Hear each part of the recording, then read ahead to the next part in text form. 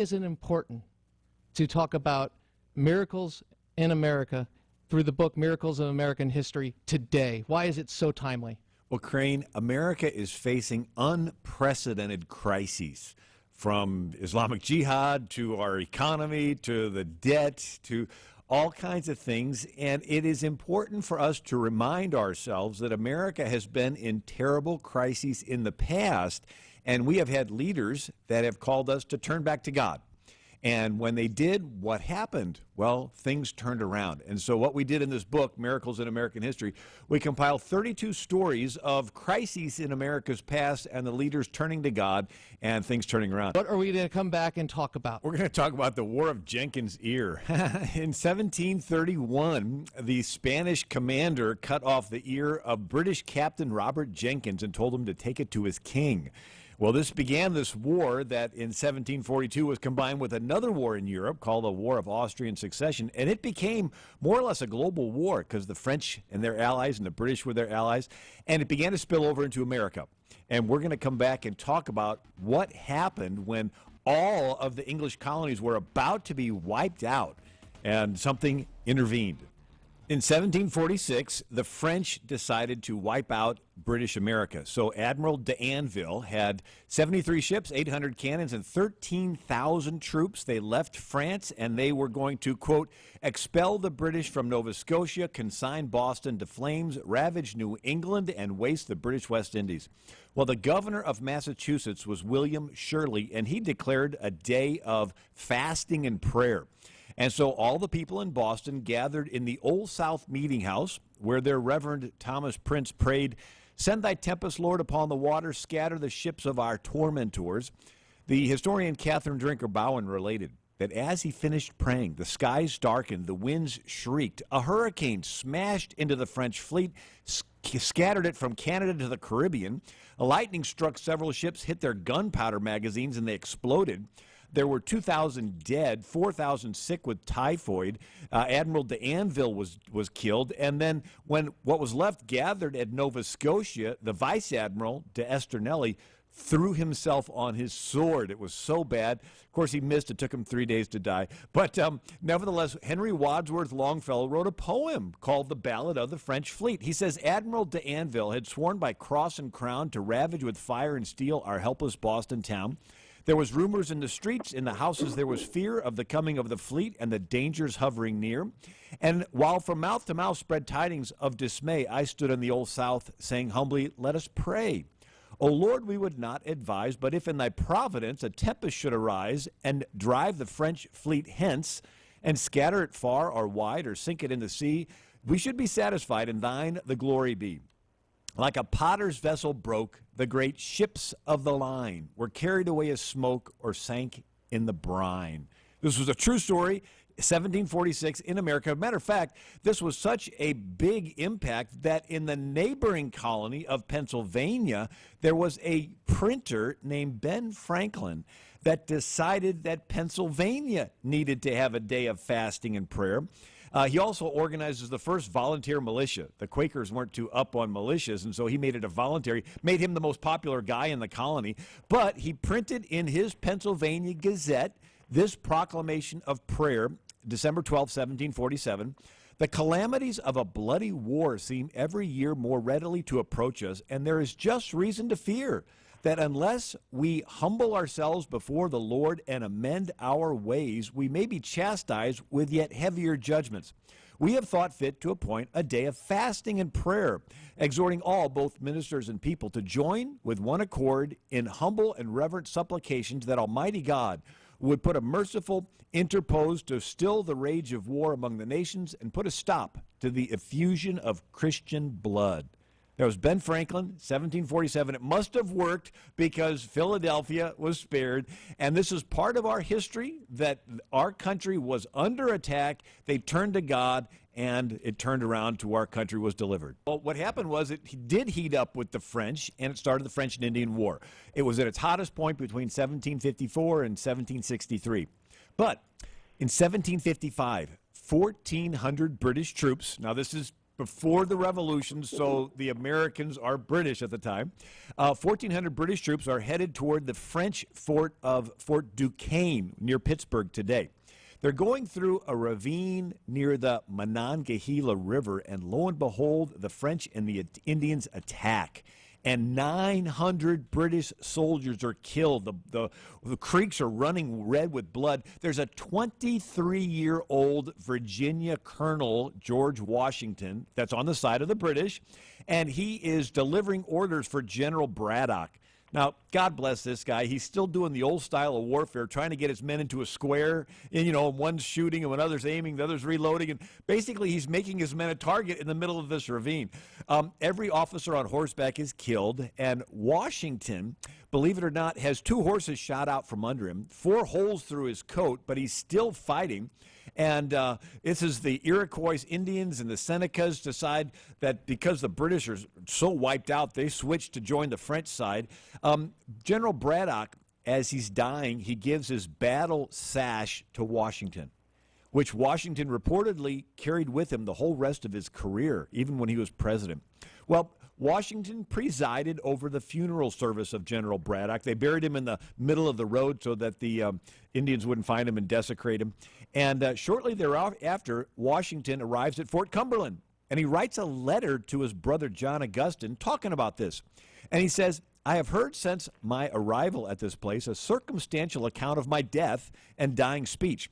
I take this early opportunity of contradicting the first and of assuring you that I have not as yet composed the latter. But by the all-powerful dispensations of Providence, I have been protected beyond all human probability or expectation.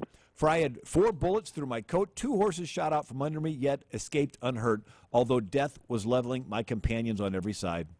An Indian warrior that fought there later exclaimed, Washington was never born to be killed by a bullet.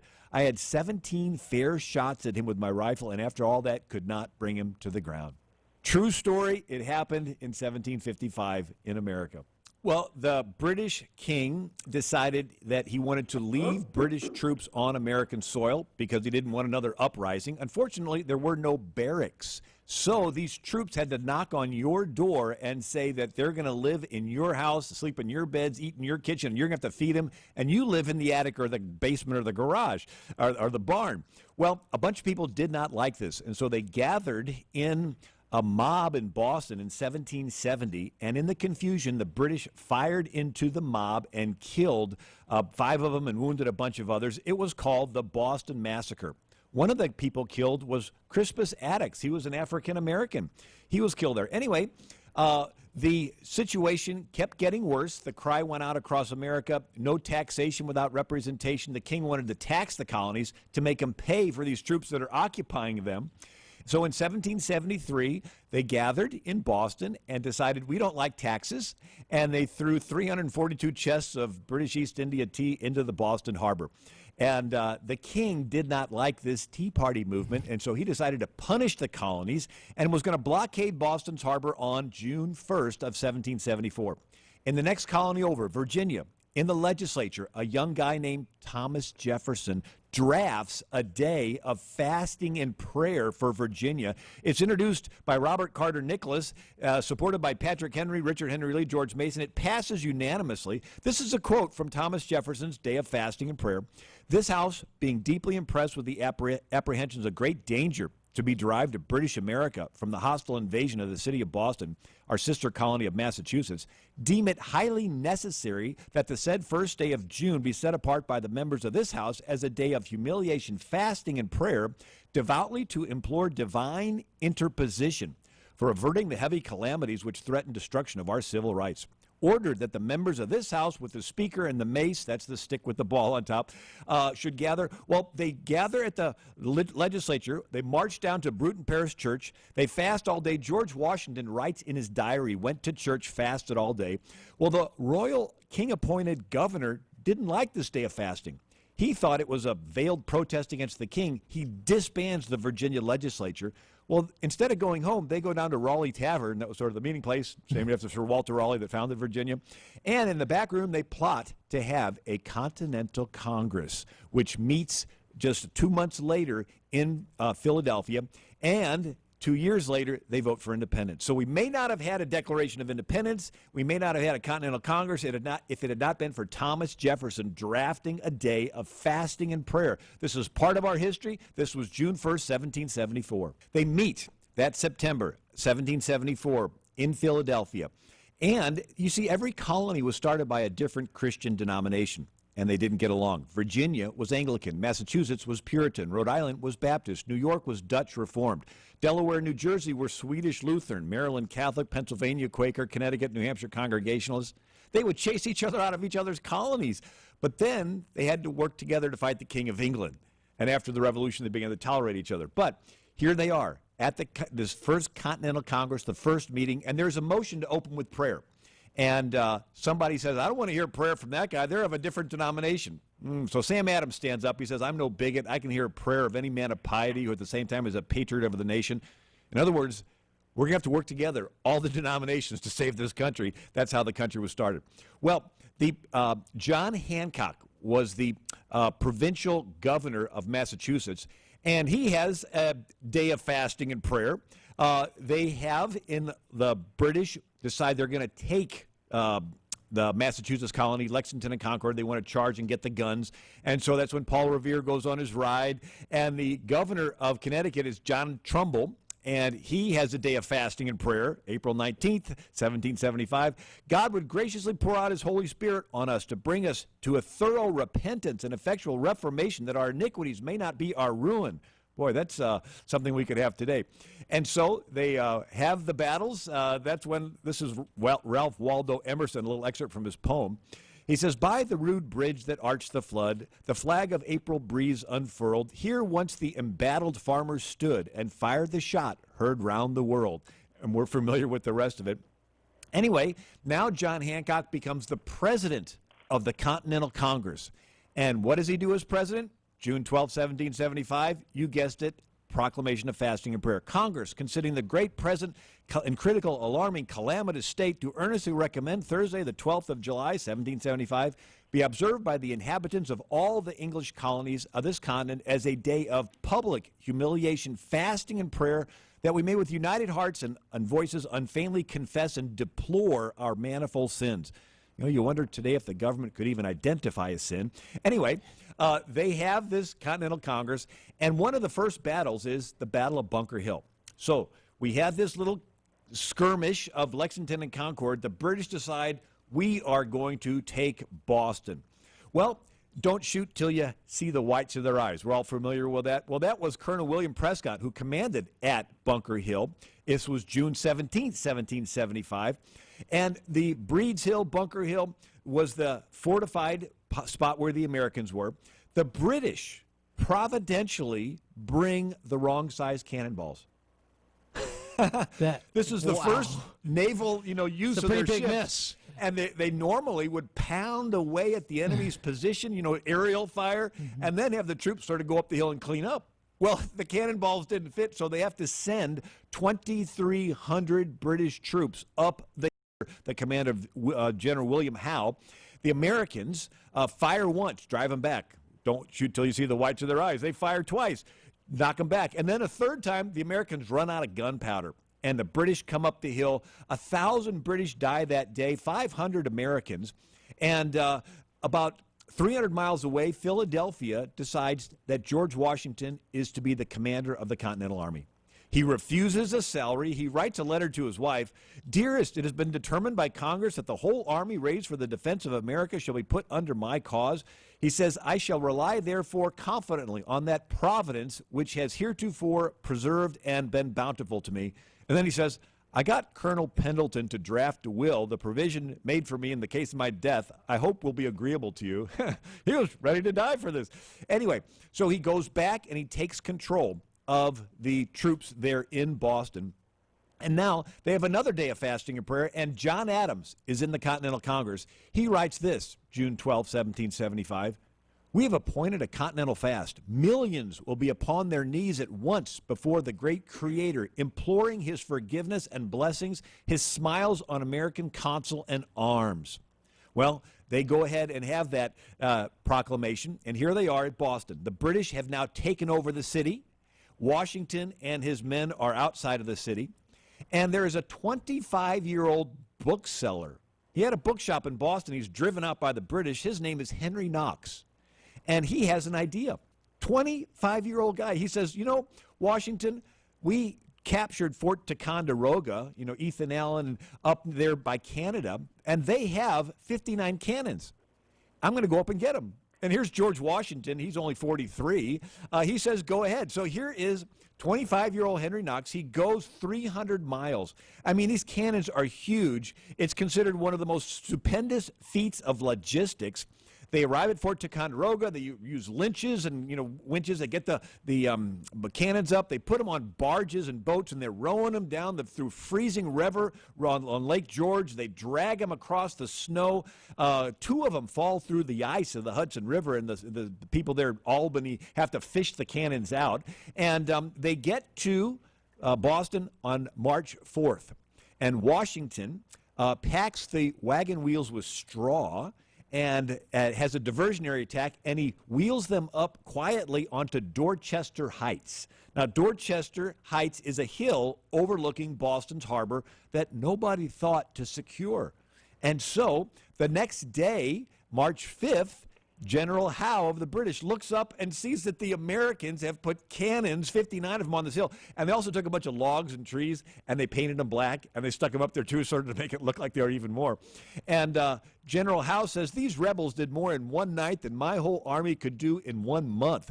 And so that was March 5th. March 6th, the Cambridge headquarters, Washington gives the order. He says, Thursday, the 7th of March, being set apart as a day of fasting and prayer to request the Lord, giver of all victory, to pardon our manifold sins and wickedness, that it would please him to have this day of fasting and prayer. Well, the next day, the British decide they're going to attack.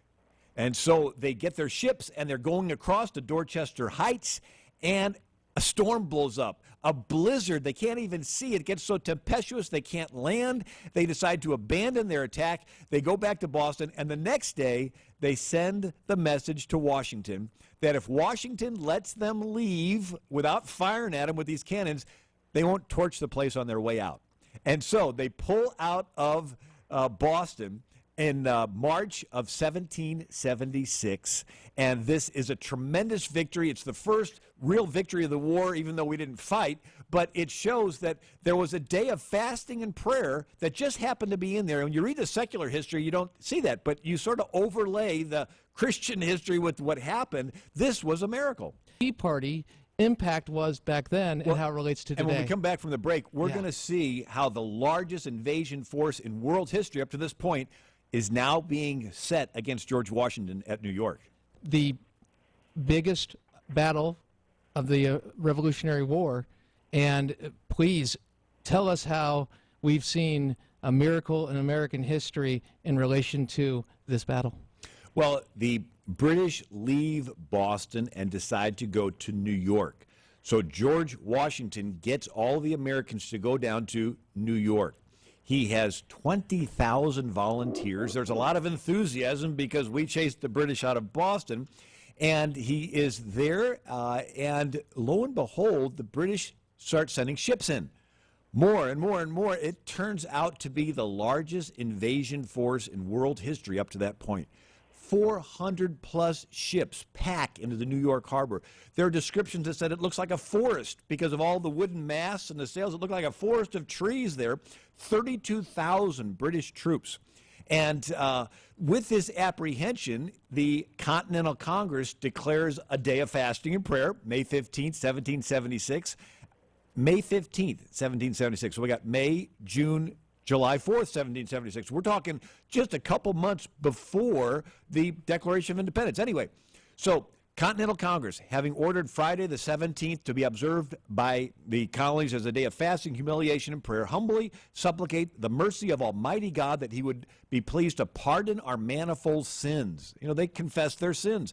To prosper the arms of the United Colonies. The general commands all officers and soldiers to pay strict obedience to the orders of the Continental Congress, that by their unfeigned and pious observance of their religious duties may incline the Lord, the giver of all victory, to prosper our arms.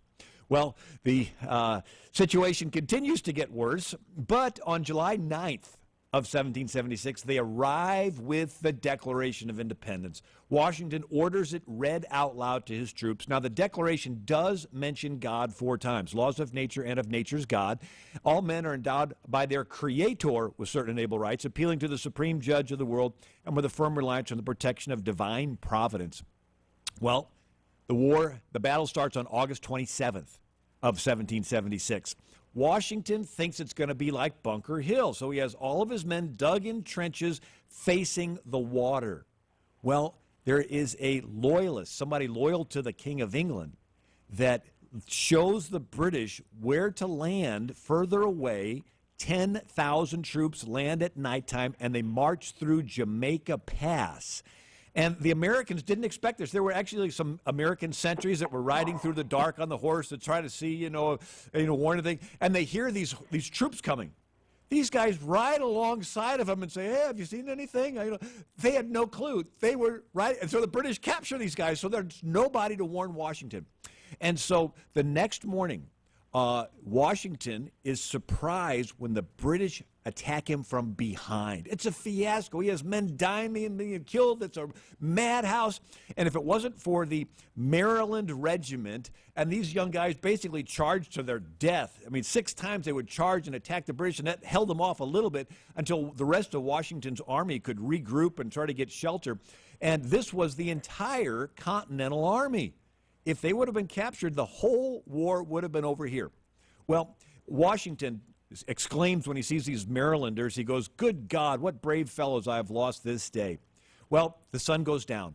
The next day, British General Howe is going to clean up the mess, and the war will be over. Well, Washington decides he's going to get every boat he could find and ferry them across the East River to Manhattan Island. And they're rowing across all night long, and horses and cannons. And when they get about half their stuff over, the sun starts coming up. And they're like, "Oh, what's going to happen? They could fire some cannonballs, sink those boats. We don't have enough on the Brooklyn Heights anymore to actually fight a battle." It would have been over. But Washington's chief of intelligence was Major Ben Talmadge, and he writes this: "As the dawn approached the next day, those of us who remained in the trenches became very anxious for our own safety. And when dawn appeared, there were several regiments still on duty. At this time, a very dense fog began to rise off the river, and it settled in a peculiar manner over both encampments. I recollect this peculiar providential occurrence perfectly well, and so very dense was the atmosphere that I could scarcely discern a man at 6 yards' distance. We tarried until the sun had risen, but the fog remained as dense as ever. Well, it stayed foggy until about noon, and Washington was on the last ship that left.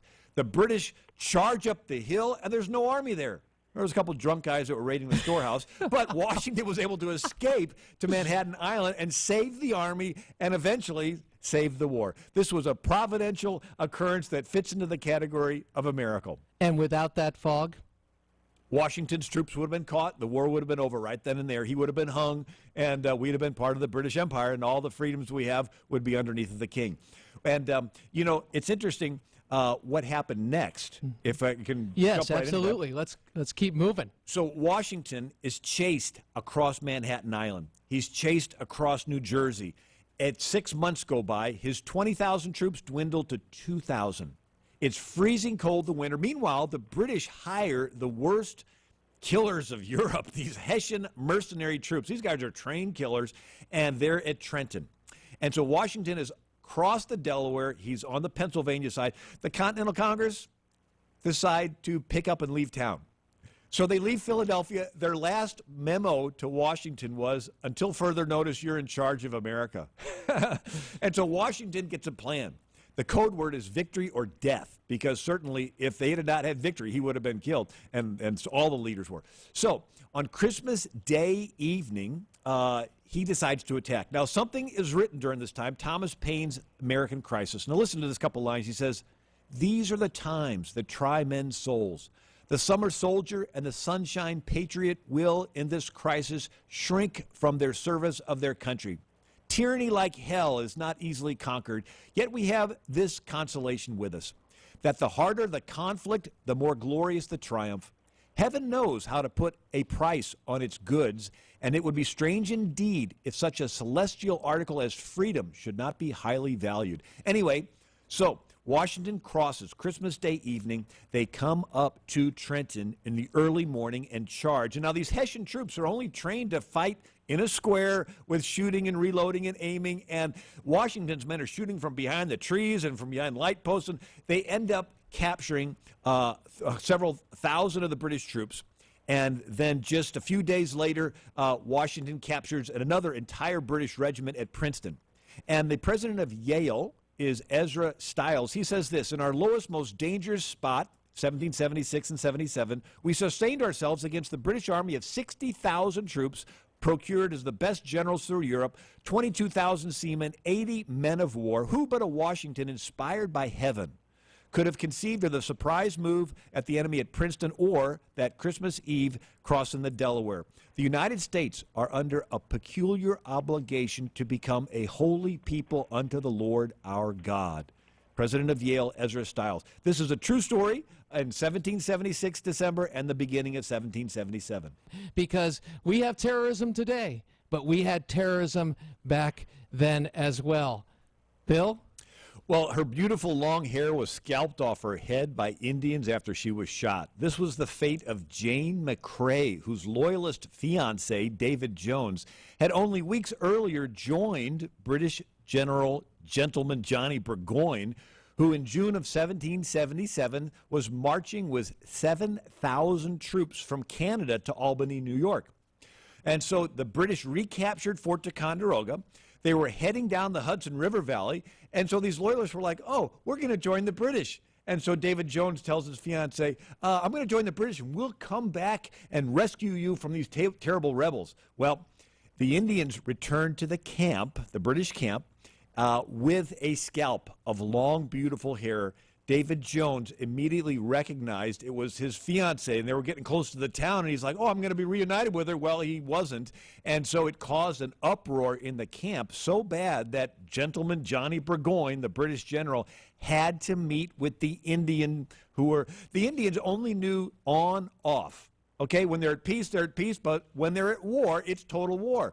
And so Burgoyne has to tell these Indians, try to tone it down, do some limited warfare. The Indians don't know limited. They get offended. They leave. And now they leave General Burgoyne in the middle of the New York forest. And they were his eyes and ears. The Americans would send 30 guys out at night to do scouting. 3 would come back because the Indians were so good at capturing them and killing them. But all of a sudden, after Jane McCrae's death, and he insults the Indians, they leave. Now Burgoyne is stranded in the middle of the woods, doesn't know where he is, and the Americans have the advantage. Well, about 15,000 Americans decide to join the forces at this time. And there was a General Benedict Arnold. We'll talk about him in a little bit.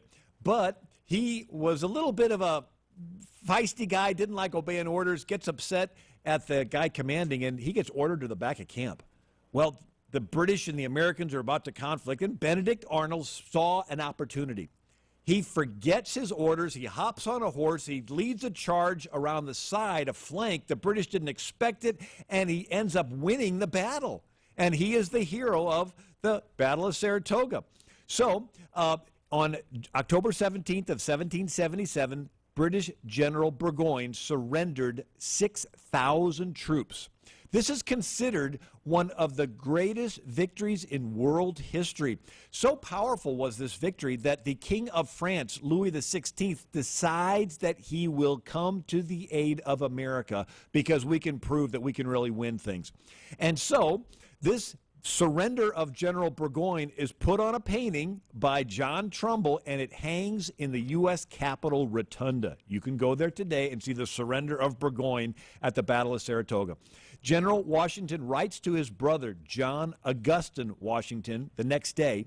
He says, I most devoutly congratulate my country and every well-wisher to the cause on the signal stroke of Providence. He gives the glory to God.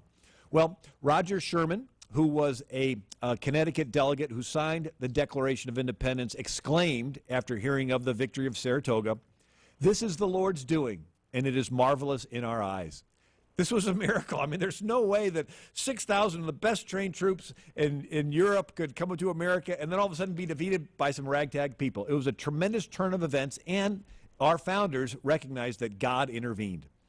Understanding that we have these turn of events that can be described as miraculous, and you're sitting back going, wait a second, Crane, I've heard about that event. I didn't hear about it in that detail. I haven't heard of. Here's where you can get it. Miracles in American History. 32 amazing stories of answered prayer.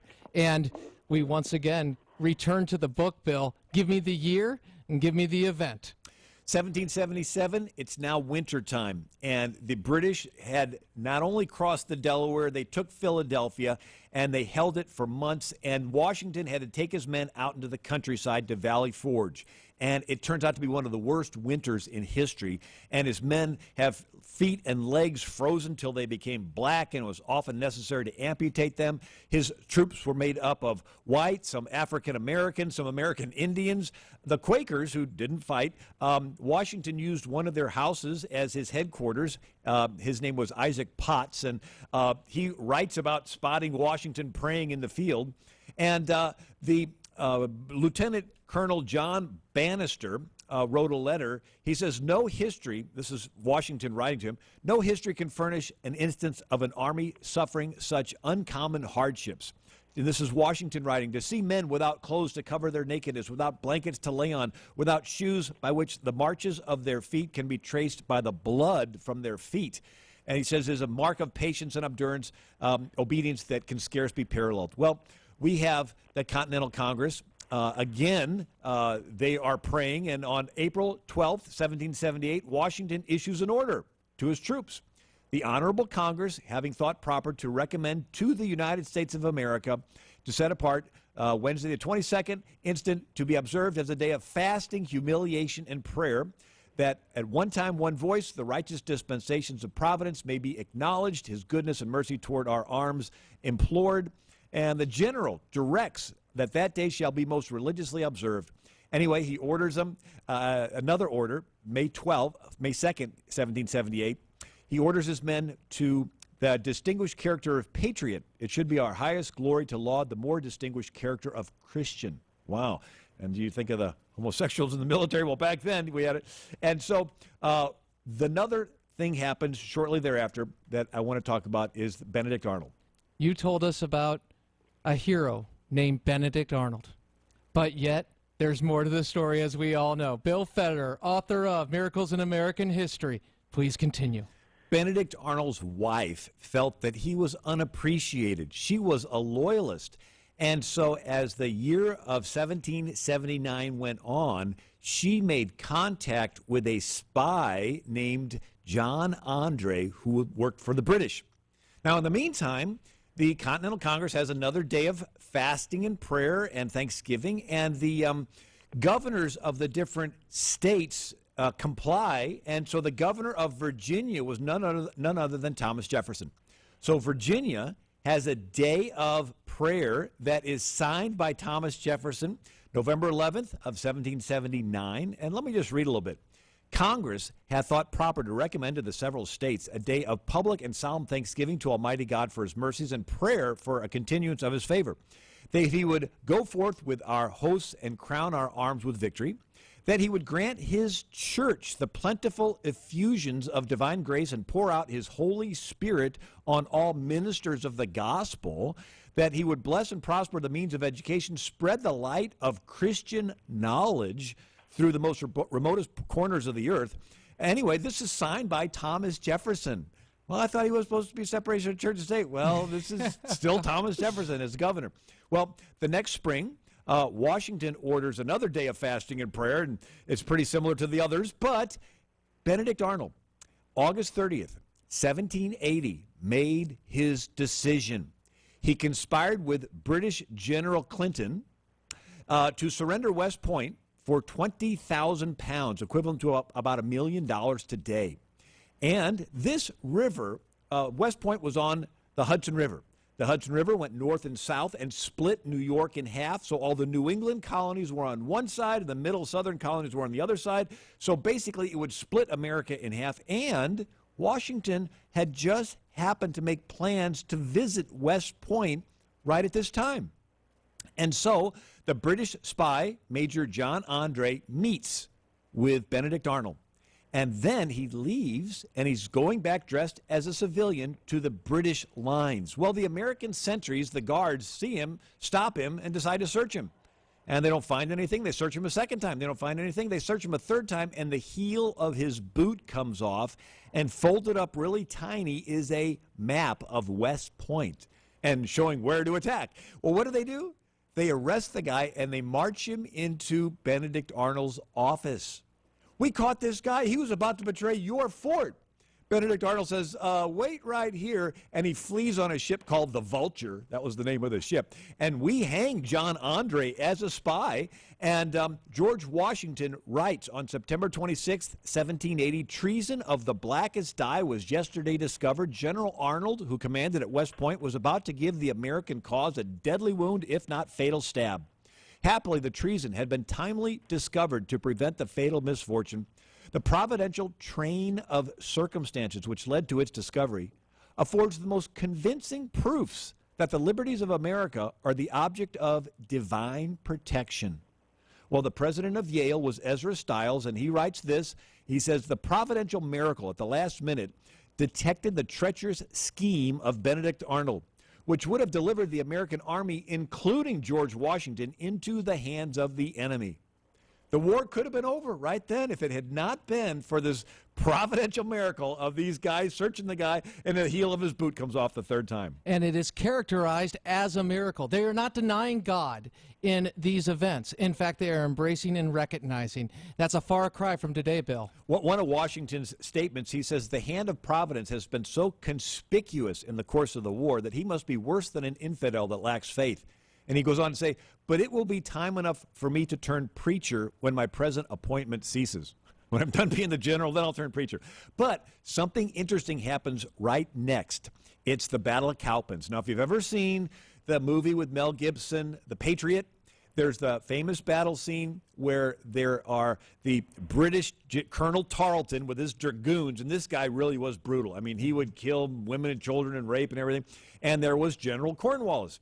And so they had cornered the Americans, and there was General Daniel Morgan, and this is considered probably the most pivotal battle in the war. Daniel Morgan has American ragtag soldiers lined up, and he tells them, look, guys, just fire twice and then retreat. You remember that from the movie? And so the British Colonel Tarleton and everything, they charge, and these guys run and retreat, and they think, these guys are all a bunch of chickens, and they chase them over a hill. Waiting on the other side of the hill is 800 of the American soldiers, and these American Continental guys are battle-hardened. They've been fighting for a long time now. They don't budge, and they fire away. In the confusion, the Americans kill 110 British and capture 830.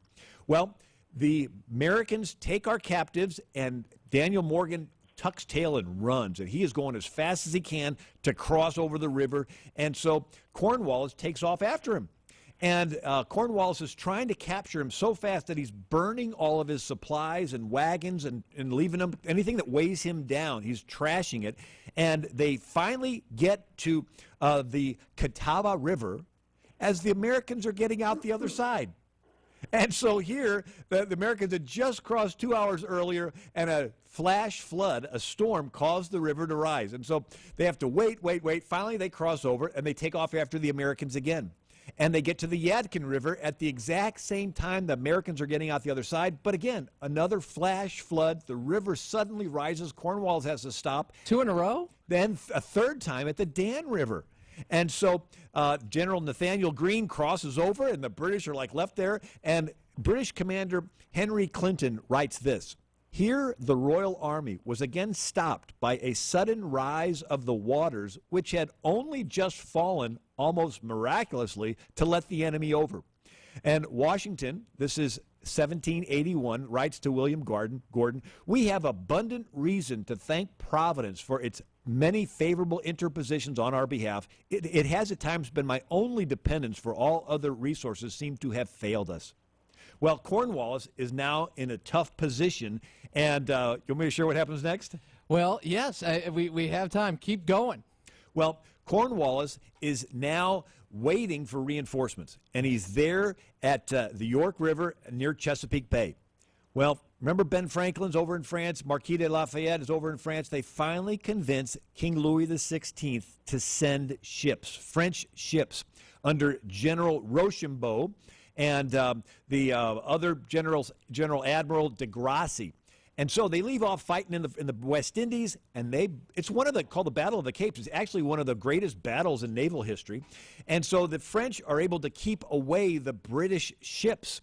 And 24 of these French ships, and so the British are cornered there. So meanwhile, George Washington, 3,000 French troops under de Grasse, 6,000 French troops under Rochambeau. General Lafayette's division is there. And then we got Generals Benjamin Lincoln and Benjamin Baron von Steuben, Mordecai Gist, and Henry Knox, John Mel. 17,000 of French and American troops surround Cornwallis, and he finally surrenders on October 19th, 1781. This, for all practical purposes, is the end of the war.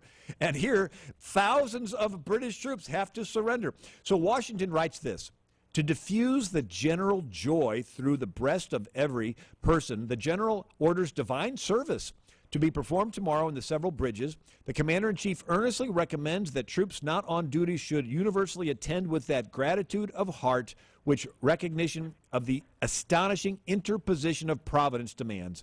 And then later, the Continental Congress declared another day of thanksgiving to Almighty God. Just a fascinating history of these little bitty occurrences, but these people, these founders, cried out to God in prayer, and then when the miracle happened, they thanked God specifically. But we're going to move in this very segment from the War of 1812 all the way up to D-Day. Well, we had a revolution and produced the freest, most prosperous country in world history. Then France had a revolution, but they wanted to get rid of God. They chopped off 40,000 heads in Paris, and they got rid of all the churches, and terrible, terrible time. And they decided to scrap all the treaties. They chopped off the king's and queen's head, and they captured 300 American ships. And so the president was John Adams, and he has a day of fasting and prayer. I can read it to you, but it calls upon God. And then we have the Barbary pirates. The Muslims begin to attack American ships. All the countries in Europe were paying millions of dollars to the Muslim pirates to leave their country's ships alone. And when America broke from Britain, they decided that they're going to capture our ships. And we were paying 20% of our federal budget to these Muslim pirates. And Real quick, Bill, I don't mean to interrupt, but we're dealing with Islam here, Muslim pirates, and how to deal with them. I think this is a good reference point to say, okay, in history, we need to understand that in history, there's really nothing new as we come about. We see the same thing. Do we learn from it? Please continue. Thomas Jefferson meets with the Muslim ambassador in Paris, and he says, why are you attacking our ships? And he says the ambassador said that it was written in their Quran that all nations who should not acknowledge Islam's authority were sinners, and it was their duty to make war upon them and make slaves of all they could attack as prisoners. Anyway, Jefferson arranges for John Paul Jones, the father of the American Navy, to fight the Muslims on the Black Sea for Catherine the Great of Russia. Jefferson finally becomes president, gets fed up, and sends in our Marines. And that's where we get the Marine anthem, from the halls of Montezuma to the shores of Tripoli. Anyway, that was the French, and then we got the Barbary pirates, and now we got the War of 1812. Napoleon conquering all across Europe. Napoleon's finally captured and sent to St. Helena, and now the British have more troops freed up, and so they decide they're going to take America back. And so they send a squadron of ships across Lake Erie. And there is a young captain named Oliver Hazard Perry, 28 years old. And he has his flag, "Don't give up the ship." And he is there stopping these British ships. Well, the British have Robert Barclay. This guy lost an arm fighting Napoleon. I mean, the guy was like really tough, and long-range firepower. So they're blasting Oliver Hazard Perry's ships apart from a long way distance. So he has to get off his one ship and rows to another ship, but then the wind changes directions. And Perry is able to sail directly across the line of 6 British ships, and he's firing away like a madman. And in 15 minutes, he gets to the other side. When the smoke clears, all 6 of the ships have been disabled. Never before has an entire British squadron been disabled. So Perry captures them all, and it allows for the recapture of Detroit and all the Northwest Territory. And Perry's on deck, and he says, "The prayers of my wife have been answered." And then he writes to the Secretary of Navy, "It has pleased the Almighty to give the arms of the United States a signal victory over their enemies on this lake. The British squadron, consisting of 2 ships, 2 brigs, 1 schooner, 1 sloop, at this moment have surrendered to the force under my command after a sharp conflict." Wow, amazing victory. Now, something else. The British decide to attack Washington, D.C., and they land with the Admiral Cockburn, and they're marching. Dolly Madison takes the picture of George Washington off the mantelpiece, and she's riding out of town on a carriage while the British are coming into town. The British trash the place. 4,500 British troops. They're burning the Library of Congress. They have dinner in the White House, and then they decide to burn the White House. They meet in our Congress, and they have a mock vote to burn the Capitol. And anyway, as they're doing this, it's August 25th, 1814, the dark clouds roll in. A tornado touches down, picks up British cannons, throws them yards away, slaps down British horses with men riding on them to the ground. The violent storm, one historian writes, more British soldiers were killed by this stroke of nature than by all the arms the Americans could muster in the feeble defense of their capital. The tornado blows off roofs and chimneys and slates on the British soldiers, and so they flee town. Admiral Cockburn says to a lady, "Great God, madame, is this the kind of storm you have accustomed to in this infernal country?" And she replied, "No, sir, this is a special interposition of Providence to drive our enemies from our city." So the British fled Washington, D.C. James Madison writes this a couple days later: "The enemy, by a sudden incursion, succeeded in invading the capital of the nation. During their possession for a single day, they wantonly destroyed public edifices, an occasion which appeals so forcibly to the patriotic devotion of the Americans, none will forget. Independence is now to be maintained with the strength and resources which heaven has blessed." Well, 3 months later, James Madison declares a day of fasting and prayer. I could read it to you, but he's calling on us to pray to God. And it was a short time after is when the British decide they're going to attack Fort McHenry. Now, they get, again, the largest invasion force, again, in history, gathers there, and they're pounding away. But lo and behold, there was this rain, right, from the tornado. The rain is so thick that it softens this earthen fort. 1,800 British cannonballs basically sink in the mud.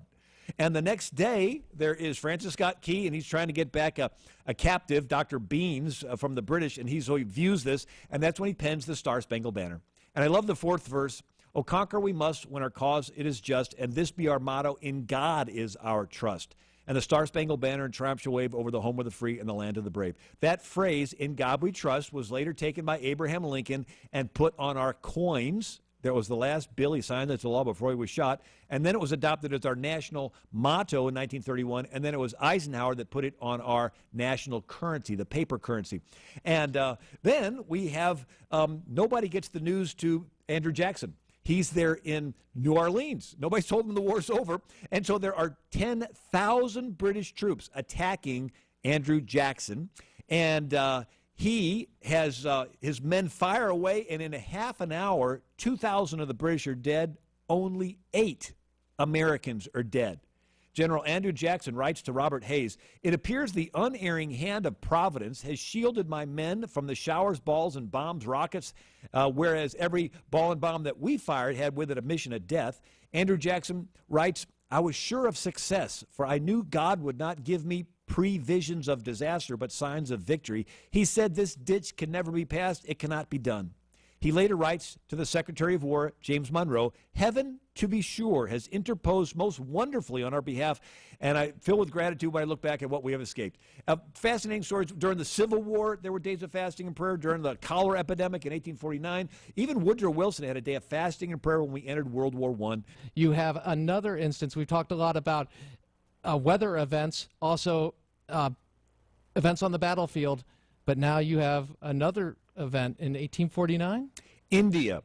They had a practice for some to bathe in the Suez Ganges River, and they would get cholera, a localized disease until Britain conquered India and put in railroads and steamboats, and now people infected with cholera could quickly spread back to Europe, and millions died in London, in Paris, in Moscow.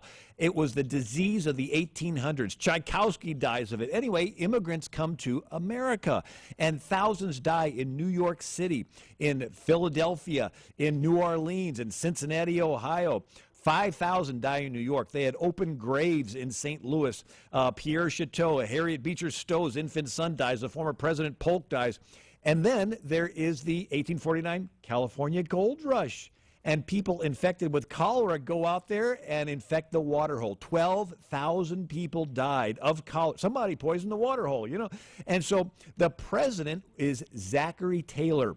And so he calls for a day of fasting and prayer in 1849. At a season when the providence of God has manifested itself in the visitation of a fearful pestilence which is spreading itself throughout the land, it is fitting that a people whose reliance has ever been in his protection should humble themselves before his throne, and while acknowledging past transgressions, ask for a continuance of his divine mercy. And then he goes on to ask for a day of fasting and prayer. Well, the day of the fasting and prayer was August 1st of 1849. Well, by the end of the month of August 30th, 1849, the death rate stopped. Right here. Unbelievable. It is unbelievable. And the calling out, not only the calling out to God, but also the recognition of God. FDR, a man who recognized God throughout his presidency, as his predecessors, as you detail, here in the Great Depression, as well as World War II. We have a clip. I would like you to set up this clip. It is a clip directly from your book of FDR. Well, during World War II, there's the Battle of Midway. 4 of the Japanese carriers are about to take over and conquer the Pacific. And we got our guys flying, and they have a break through the clouds. In 15 minutes, our dive bombers sink 3 Japanese carriers. Anyway, that's the Battle of Midway. Franklin gives some more proclamations acknowledging God. On the European front, we decide to invade with the Normandy of June 6, 1944. The British are trying to, the Nazis are trying to break through and get to the sea. And so if you were to draw a map, you would see there was going to be a bulge in the map where they're trying to break through. And so the Patton is coming to the aid of the 101st Airborne. They've parachuted, but now they're behind enemy lines, and it's cloudy, so Patton orders his chaplain to compose a prayer, and they print it on 250,000 index cards. He distributes them to his soldiers, and the sky clears. Patton's able to charge, and he rescues the 101st Airborne. But the president is Franklin Roosevelt, and he gives his proclamations of prayer, and this is where we're at to right here. set up for this. So we roll it. My fellow Americans, last night when I spoke with you about the fall of Rome, I knew at that moment that troops of the United States and our allies were crossing the Channel in another and greater operation. It has come to pass with success thus far. And so, in this poignant hour, I ask you to join with me in prayer. Almighty God, our sons, pride of our nation, this day have set upon a mighty endeavor, a struggle to preserve our republic, our religion, and our civilization, and to set free a suffering humanity. Lead them straight and true. Give strength to their arms, stoutness to their hearts, steadfastness in their faith. They will need thy blessings. Their road will be long and hard. For the enemy is strong. He may hurl back our forces. Success may not come with rushing speed, but we shall return again and again. And we know that by thy grace and by the righteousness of our cause, our sons will triumph. Some will never return.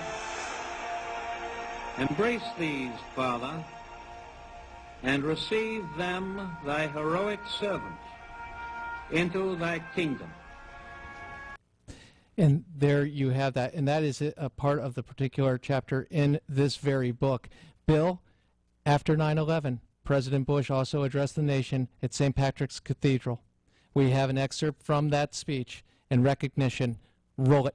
At St. Patrick's Cathedral in New York on Tuesday, a woman said, "I prayed to God to give us a sign that he's still here." Others have prayed for the same, searching hospital to hospital, carrying pictures of those still missing. God's signs are not always the ones we look for.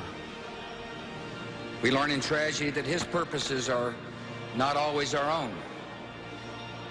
Yet the prayers of private suffering, whether in our homes or in this great cathedral, are known and heard and understood. There are prayers that help us last through the day or endure the night.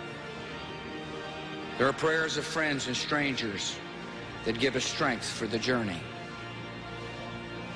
And there are prayers that yield our will to a will greater than our own. This world he created is of moral design. Grief and tragedy and hatred are only for a time. Goodness, remembrance, and love have no end. And the Lord of life holds all who die and all who mourn. And now we go to Pastor Aaron Free for a closing prayer for our nation.